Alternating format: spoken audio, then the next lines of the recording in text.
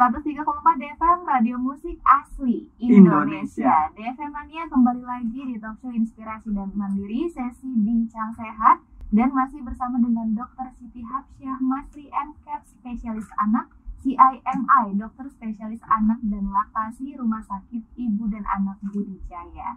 Ini karena tadi belum sempat kita sapa dulu deh. Assalamualaikum dokter. Waalaikumsalam Mas. Mbak, apa kabarnya? Dokter sehat? Alhamdulillah. Sehat. Terang banget, ceria banget pakaiannya.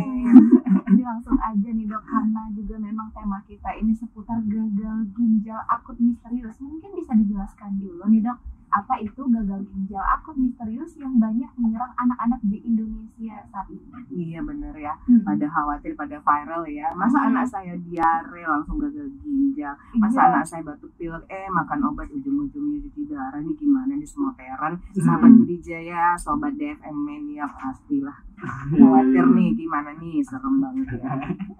Jadi sebenarnya gagal ginjal akut itu adalah istilah lama nih Mas, Mbak.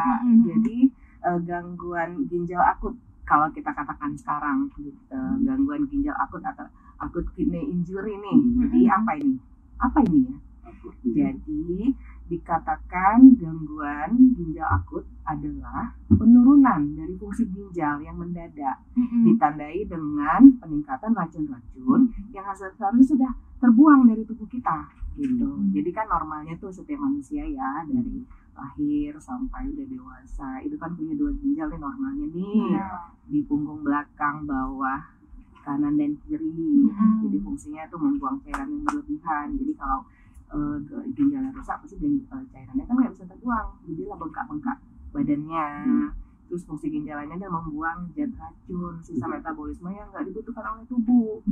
Itu parameternya adalah kreatinin dan ureum. Jadi ureum kreatinin meningkat, artinya tubuh nggak mampu untuk membuang zat racun sisa metabolisme itu. Jadi kalau dikatakan gangguan ginjal akut istilah sekarang atau gagal ginjal akut istilah yang lama, maka kedua parameter ini yang tinggi, dari ureum kreatininnya tinggi akibat zat racun atau sisa metabolisme nggak bisa dibuang, sama urinnya nggak ada, otomatis anaknya bengkak-bengkak. Nah itulah dia gangguan ginjal akut ini. Jadi sebenarnya secara definisi gangguan ginjal akut ini sama gitu ya, dari dulu juga udah ada, cuman penyebabnya ini yang beda yang sekarang ini.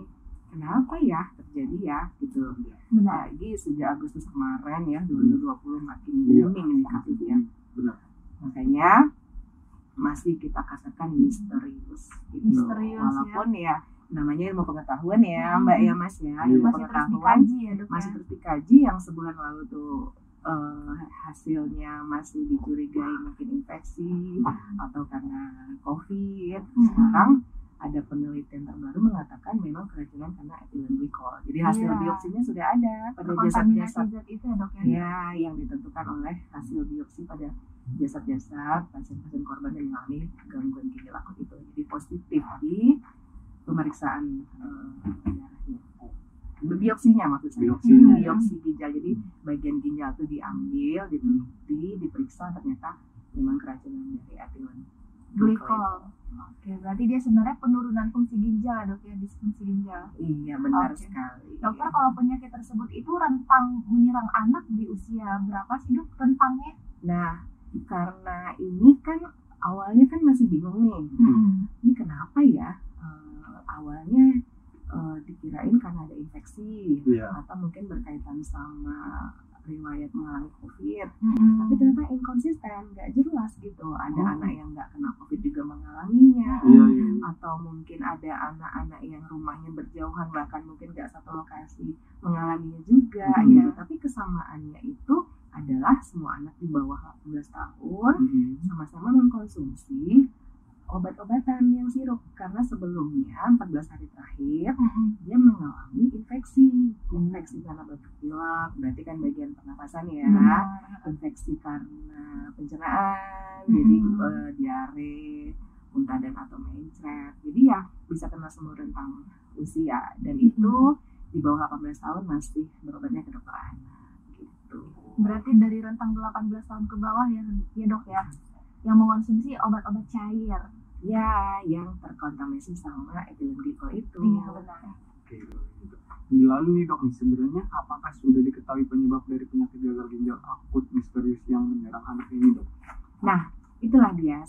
Kita kan sebenarnya yang berhak mengatakan secara resmi itu kan dari bagian Kementerian Kesehatan ya, yang bekerjasama dengan organisasi profesi Ikatan Dokter Indonesia. Jadi yang terbaru memang sudah dikatakan bahwasanya hasil biopsi dari jasad-jasad pasien yang meninggal itu dijumpain sudah tercemar sama etilen glikol itu. Jadi hasil biopsinya dari hasil penelitiannya dipantau ternyata ada. Ada. Lalu nih apa aja nih gejala-gejala anak yang mengidap gangguan ginjal akut misterius ini? Nah itu dia. Jadi karena kan nama medisnya kan gangguan ginjal akut progresif atipikal. Artinya ada gangguan ginjal yang progresif nih, yang sangat cepat terjadi dan dalam waktu yang singkat dan bersifat atipikal. Jadi dia lain sendiri nih, beda sama kasus-kasus yang sebelumnya. Jadi nggak tahu apa gitu ya. Nah jadi sebagai orang tua sahabat Budijaya dan 103,4 FM Mania itu perlu tahu nih, karena cepat gejalanya jadi perlu lebih waspada ya, karena dalam 30 menit sampai 1 jam pertama itu terjadi penurunan dari fungsi sistem saraf pusat. Jadi anaknya ini bisa kesadarannya menurun. Jadi misalnya anak ini kalau dia bicara tuh ngawur, ya kan nggak nyambung, atau kayak ngantuk-ngantuk, lemes gitu kan ya, sakit kepala, atau dia nggak bisa ngontrol gerakan tubuhnya. Jadi seperti melakukan gerakan tak terarah. Dan juga ada gejala saluran cerna. Jadi misalnya dia ngalamin mual muntah, diare, itu pada stage pertama. Jadi dalam 30 menit sampai 1 jam pertama. Kalau misalnya nggak tertangani nih, orang tuanya mungkin nggak aware, biasa nih gitu ya, mungkin anak saya baru bangun tidur. Padahal seharusnya kalau memang dipantau beneran, beda loh, baru bangun tidur dengan ngantuk-ngantuk, lemes, nggak nyambung, yang gangguan fungsi saraf pusat kan. Berlanjut nih dalam 12 jam sampai 24 jam pertama. Jadi ada perubahan kadar dan keseimbangan asam basa dalam tubuh ya. Jadi kalau misalnya darah dalam tubuh kita menjadi asam atau bahasa medisnya menjadi asidosis metabolik, itu bahaya banget untuk tubuh kita. Jadi nafas bisa ngos-ngosan, nafasnya bisa seperti cepat dan dalam, itu menandakan bahwasanya racun dalam tubuhnya tuh banyak banget dan harus segera dibuang. Tapi kalau ternyata terlambat nih, masih juga ya namanya kan 12 sampai 24 jam pertama ya. Belum nyadar belum nyadar juga orang tuanya, akan berlanjut ke masalah jantung. Karena kan racun dalam tubuh itu kan diedarkan ke seluruh tubuh, tinggal nggak dibuang. Jadi masalah di jantung, pembuluh darah, seperti laju nadinya cepat, bibirnya bisa kebiruan, wajah dan parunya bengkak karena terendam cairan. Jadi kalau paru-paru terendam cairan, gimana dong anaknya bisa napas? Kan paru-paru kan untuk bernafas. Jadi ya lama-lama gagal jantung karena darah nggak bisa mempas ke seluruh tubuh yang dibutuhkan oleh tubuh. Lalu kita masuk ke stadium 3. Ini yang memang menentukan sekali ya. Di 24 jam sampai 72 jam pertama. Itu mulailah ginjal terkena imbasnya. Kan organ vital itu kan ada jantung, otak ya, termasuk ginjal. Jadi anak bisa ngalamin sakit bagian tengah, kanan kiri, punggung belakang. Lalu produksi urinnya berkurang atau bahkan bisa nggak ada sama sekali. Dan ini kita perlu mengedukasi orang tua ya, sahabat Budijaya 103,4 FM ini ya, bahwasanya urin normal itu atau kencing normal itu dinilai di 6 sampai 8 jam pada saat siang hari. Jadi kalau malam hari anaknya nggak pipis ya karena hormon itu kan diatur sama Tuhan ya. Kalau malam-malam karena kita jarang pipis, jadi anaknya perlu dipantau ke siang hari, diapersnya dinilai bagaimana kondisi anaknya. Jadi jangan malam-malam anaknya nggak pipis dibangun, nak bangun, kamu nggak pipis langsung bawa ke IDI saat itu juga kasihan juga ya anaknya ya. Jadi pada siang hari poin pentingnya 6 sampai 8 jam nggak pipis pada siang hari atau nggak ada sama sekali atau berkurang, bawa aja langsung ke rumah sakit terdekat ya. Jangan sampai ginjalnya rusak. Padahal fungsinya sangat penting kan untuk membuang racun, membuang cairan sehingga nggak merugikan tubuhnya ya lama-lama jadi gangguan ginjal akut gitu. Jadi ya kita sebagai orang tua mesti peduli sekali sama anak kita, mesti waspada dan memantau ketat anak kita semua. Iya benar banget ya dokter, tadi gejalanya udah sebutin berangkat nih dari awal, mulai dari gangguan kesadaran, pencernaan, ya darahnya juga terkandung zat asam. Udah komplit banget nih Bang Ilham. Komplit. Semoga bisa mengedukasi Devemania Yap. di rumah nih. Nih dokter, tadi kan dokter sudah menyebutkan banyak banget nih gejala-gejalanya. Salah satunya itu ada penurunan jumlah urin yang dikeluarkan. Nih kita nih sebagai orang tua, gimana sih dok memantau perkembangan urin itu sendiri? Karena kan setiap anak ini beda-beda. Ada yang masih pakai diapers, yang masih bayi. Itu kita cara mantaunya bagaimana dok? Wah, bagus banget nih pertanyaannya nih Mbak. Benar, karena memang poin penting yang harus diperhatikan orang tua adalah Ya. pemantauan urin Benar. atau air pipisnya. Hmm. Nih, sahabat Budijaya Devemania ya. Jadi kalau misalnya Ananda kesayangan kita siang hari nih 6 sampai 8 jam berkurang pipisnya, Ya. atau pipisnya kuning pekat, atau kuning coklat, atau malah nggak ada pipis sama sekali, maka kita perlu saat itu membawanya langsung ke rumah sakit terdekat. Nah, gimana caranya gitu?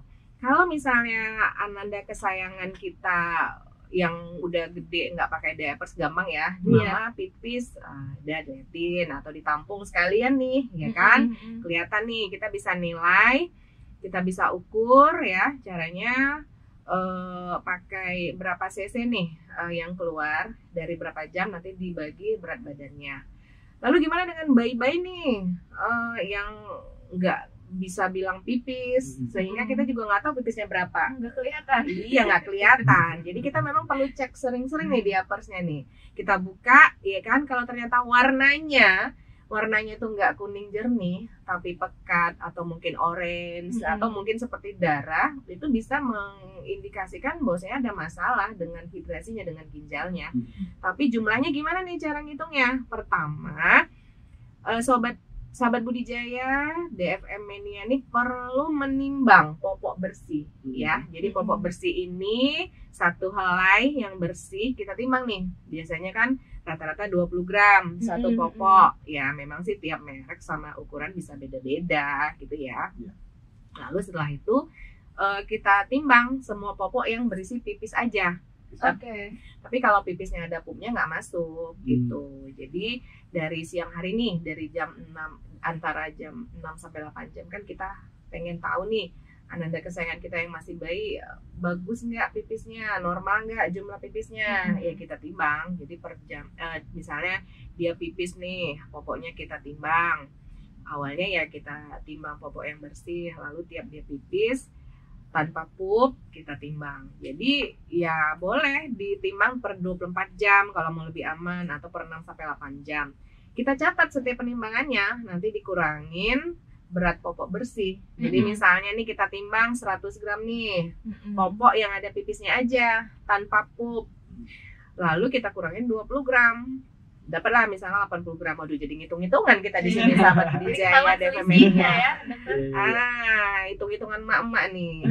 Ya, bisa ya sahabat Budijaya DFM-nya semua, ayah bunda tercinta semuanya, hitung dan catat setiap penimbangan dikurangi berat popok bersihnya. Jadi misalnya popok kena pipisnya tanpa pup itu 100 gram, kurangin popok bersihnya 20 gram, tinggal 80 gram. Lalu jumlahkan totalnya dari 6 sampai 8 jam tadi, atau bisa juga per 24 jam biar lebih akurat. Jadi misalnya jam 6.30 nih bangun tidur, kita lihat popoknya ternyata ada 90 gram. Lalu kita lihat lagi 2 jam kemudian atau 3 jam 4 jam kemudian ya, jam 10.15 ada 75 gram misalnya, atau jam setengah 1, 13.30 ada popok yang ada pipisnya tapi ada pupnya. Nah itu nggak masuk, kita abaikan popoknya. Nah lalu jam 4 sore ada popoknya yang berisi pipis tanpa pup, kita masukin lagi. Jadi kita total berapa tadi ya, 90 gram tambah 75 tambah 110 gram, terus totalnya 450 gram. Ya udah kita hitung aja, misalnya anaknya beratnya 10 kilo nih, jadi 450 yang gram tadi dibagi 10 kilo berat badan anaknya dibagi 24 jam, jadi hasilnya 1,875 ml per kilogram berat badan per jam, dan itu normal. Jadi minimal 0,5 ml per kilogram berat badan per jam, itulah yang normalnya. Jadi ya dipantau, ditampung, dihitung. Dipantau. Jadi yang perlu dipantau itu urinnya ada 2 parameter nih, sahabat aja tuh? budidaya, DFM-nya ya. Pertama jumlahnya. Jadi memang kalau jumlah itu angka ya, kita hitung berapa mililiter per kilogram berat badan per jam. Yang kedua warnanya. Warnanya mesti kuning jernih. Itu yang benar-benar normal. Tapi kalau kuning pekat, kuning orange, kuning coklat, artinya hidrasinya kurang atau ya sudah mengarah ke gagal ginjal tadi jika disertai dengan gejala-gejala di stadium awal 1, 2 tadi yang sudah dijelaskan.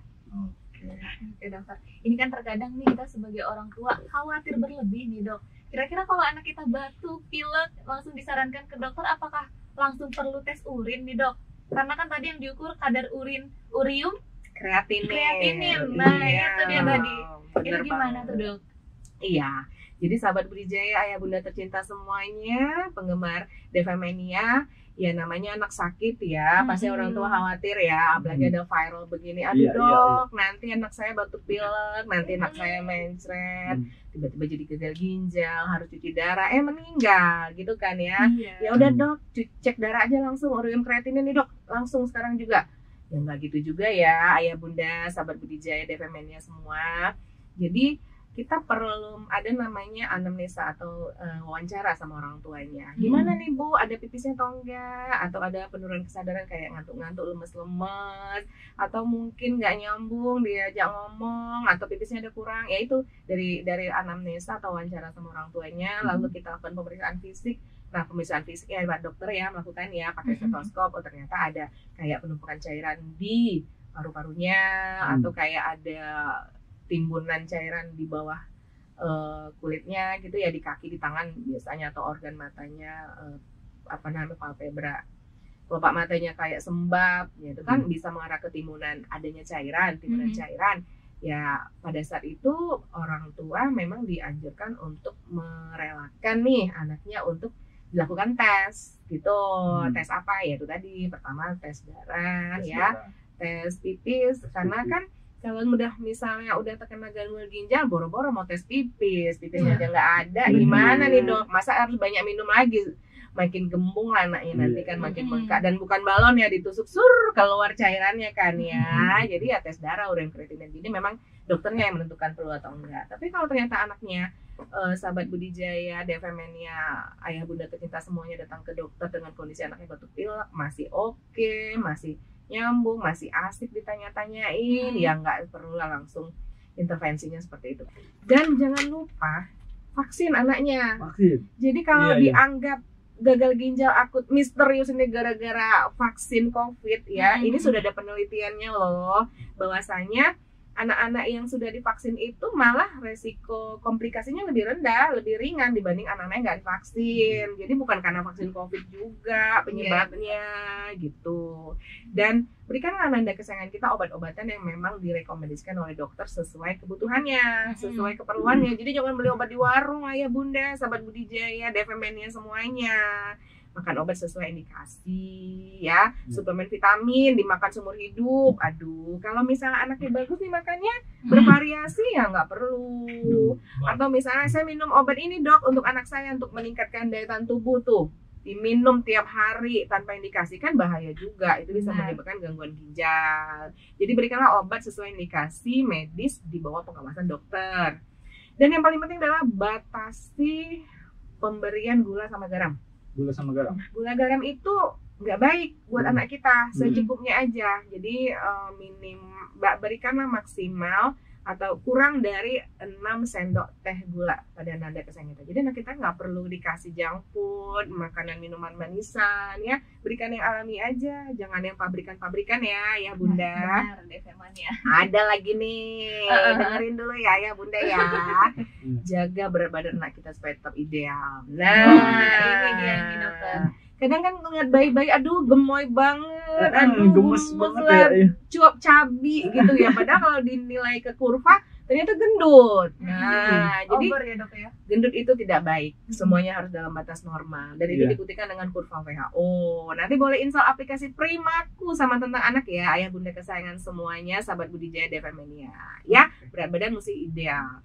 dan terapkan healthy lifestyle. Jadi olahraga tuh rutin, sepedaan atau jalan kecil kena matahari gitu ya, atau berenang, itu penting untuk dikenalin pada nanda kesayangan kita supaya terbiasa hidup sehat ya. Jangan pakai obat-obat herbal loh, ayah bunda semuanya. Dan pesan kita adalah ke dokter secara rutin ya, untuk imunisasi sesuai jadwal dokter anak punya tahun 2020 Ikatan Dokter Anak Indonesia ya. Tentang gagal ginjal akut ini, kira-kira nih dok nih, gagal ginjal akut ini bisa sembuh total nggak sih dok? Iya benar, bagus banget tuh pertanyaannya tuh. Nah, jadi ayah bunda bisa sembuh total nggak? Tergantung dari ayah bunda membawa ananda kesayangan itu gimana. Kalau misalnya membawanya dalam waktu kurang dari 48 jam, artinya fase akutnya kan bisa tertanganin, bisa cepet gitu. Jadi ya perbaikannya juga akan lebih maksimal gitu, karena kita kan memberikan obat-obatannya, dan derajat beratnya itu juga akan lebih ringan kalau sedini mungkin, bahkan mungkin setengah jam sampai 1 jam. Kok beda-beda ya anak saya ya, berubah ya, nggak ada kencing nih, langsung bawa. Berarti fase akut yang kurang dari 48 jam itu dibawa langsung berobat, tertangani fase akutnya, maka bisa lebih sembuh. Cuman apakah dia sembuhnya sempurna apa enggak? Nah, tergantung kasusnya lagi gitu. Jadi misalnya nih fungsi ginjal yang optimal yang baik itu mungkin di atas 90%. Tapi setelah dia mengalami setelah dia mengalami gangguan ginjal akut misterius ini dalam fase kurang dari 48 jam atau akut segera ditanganin secara optimal, ya fungsi ginjalnya menurun tapi masih di 70%, ya alhamdulillah, walaupun nggak seperti yang utama gitu. Atau bisa jadi kondisinya fungsi ginjalnya itu 70% terganggu nih, tapi karena dia datang dalam kondisi akut yang cepat tertangani kurang dari 48 jam, baik dia mencapai 90% misalnya, dan ada misalnya buang air kecilnya darah gitu ya, sedikit-sedikit kadang-kadang, ya is okay, itu bagus juga gitu, alhamdulillah. Jadi ditentukan oleh derajat beratnya anak itu datang ke rumah sakit terdekat. Jadi semakin ringan gejalanya, semakin cepat dia datang kurang dari 48 jam, semakin bagus hasilnya, dan ada bisa mencapai fungsi ginjal yang masih optimal ya, yang kita harapkan, walaupun mungkin berkurang persennya. Tapi kalau ternyata misalnya terlambat dan nggak dalam fase akut, ya bisa panjang waktunya, dan kalau sampai mencapai 3 bulan gangguan ginjalnya itu udah bisa kita sebut gangguan ginjal kronis. Gitu. Iya. Jadi harus cepet sih. Oke dokter, tadi udah dijelaskan juga kalau misalkan sudah terkena nih dok gagal ginjal pada anak, apakah perlu kemudian cuci darah dan lain-lain sebagaimana gagal ginjal pada umumnya? Ya, bagus-bagus juga nih pertanyaannya. Jadi cuci darah itu bukan kadang ya, seringnya menakutkan ya bagi orang tua ya, karena kalau udah kena cuci darah kesannya nggak sembuh gitu ya. Iya. Nah, cuci darah sendiri ini ada 2 macam ya. Ada yang memang menggunakan mesin atau istilahnya dialisis ya, hemodialisis.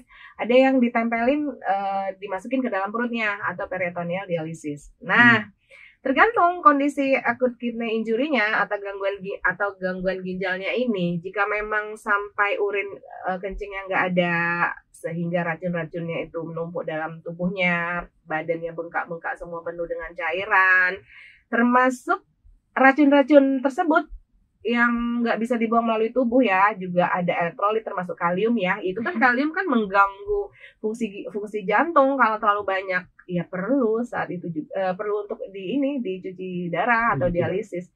Tapi kalau ternyata ya itu tadi cepet datangnya, nggak terlalu berat, ya nggak perlu sampai cuci darah. Tergantung kondisi anaknya. Oke, siap dokter. Penjelasannya udah runut banget nih dari awal sampai dengan saat ini. Karena juga waktu nih dok membatasi kita, masih banyak sebenarnya pertanyaannya dok ya.